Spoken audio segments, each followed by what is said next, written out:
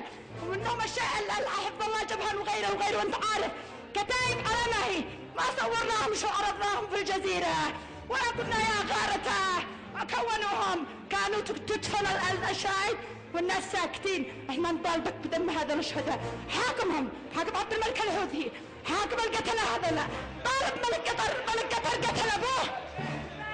حاكمهم لحظة 16 مسدس.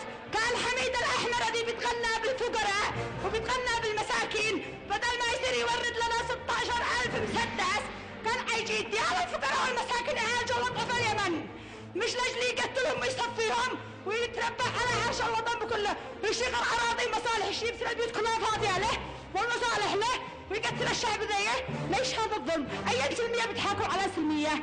المجزرة هذا أنا حاولت أبلغ قبل هذه الليلة ومش سمعوا اللقاء المشترك وأرادوا إلقاء الفتنة هذا لأجل إثارة الإعلام ولا لو شي ما بيصوروا هكذا كل ساعة. وأنت يا فندم كنت تدفن شهداءنا في ليلة ظلم سكتة وأنت مغبون ودمعتك بتقطر دم نحن دارين ودموع الأمهات بتقطر دم.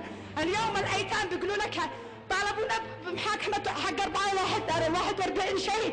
احنا نطالبك بعشرات الآلاف من الشهداء في 94 وفي حرب صعدة والآن الذي بيقتلون في صعدة بالأسر الآن الحوثي بيفعل ألغام للبيوت بينسفها بالأطفال بالكل. هذا من أي حاكمهم من المسؤول عنهم؟